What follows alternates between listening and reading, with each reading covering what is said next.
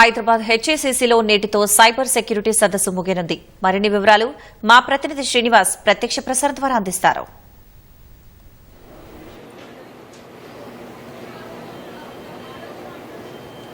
Shield 2025 పేరిట cyber సెక్యూరిటీపై Cyberabad పోలీసులు, Cyberabad security కౌన్సిల్తో పాటు తెలంగాణ సైబర్ సెక్యూరిటీ బ్యూరో సంయుక్తంగా నిర్వహిస్తున్న షీల్డ్ 2025 సైబర్ సదస్సు నేటితో ముగియనుంది. ఈరోజు రెండవ రోజు. ఈరోజు కూడా పెద్ద ఎత్తున సదస్సుకు అటు విద్యార్థులు కావచ్చు, పెద్ద ఎత్తున ప్రతినిధులు కూడా హాజరవుతున్నారు.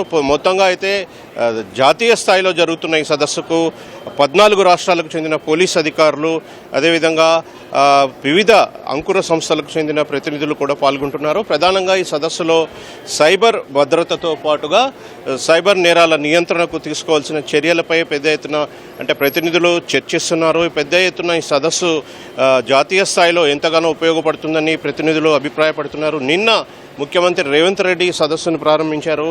అయితే కంటికి కనిపించని శత్రువుతో మనం పోరాడుతున్నాము అని ప్రతినిధులు అభిప్రాయపడుతున్నారు. అయితే ఏ విధంగా సైబర్ నేరాలను నియంత్రించాలి, అదేవిధంగా సైబర్ భద్రతకు తీసుకోవాల్సిన జాగ్రత్తలపై సదస్సులో పెద్ద చర్చిస్తున్న పరిస్థితి అయితే కనిపిస్తుంది. మొత్తంగా అయితే రెండవ రోజు ఈరోజు నేటితో ఈ సదస్సు ముగియనుంది.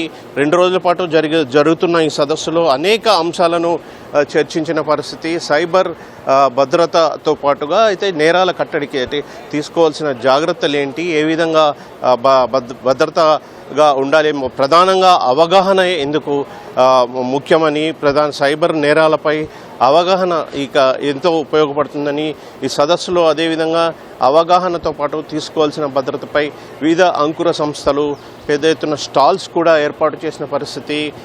ఏ విధంగా వీటి సైబర్ నేరాలపై అవగాహన కలిగి ఉండాలి, అదేవిధంగా భద్రతాపరంగా ఎటువంటి చర్యలు తీసుకోవాలనేది ఆయా అంకుర సంస్థలు, అయితే ఆయా సంస్థలతో పాటు అవన్నీ ఈ సైబర్ సెక్యూరిటీ బ్యూరో కావచ్చు, అదేవిధంగా తెలంగాణ సైబరాబాద్ సెక్యూరిటీ కౌన్సిల్ కావచ్చు, వీళ్ళంతా కూడా ఈ సదస్సులో వివరిస్తున్న పరిస్థితి. ఈరోజు పెద్ద ఎత్తున సదస్సుకు విద్యార్థులు పెద్ద ఎత్తున హాజరవుతున్న పరిస్థితి.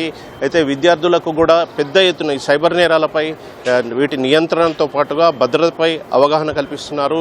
మొత్తంగా అయితే నేటితో ఈ సదస్సు ముగియనుంది. ఇది ప్రస్తుతం హెచ్ఏసీసీలోని తాజా పరిస్థితి. Over to you.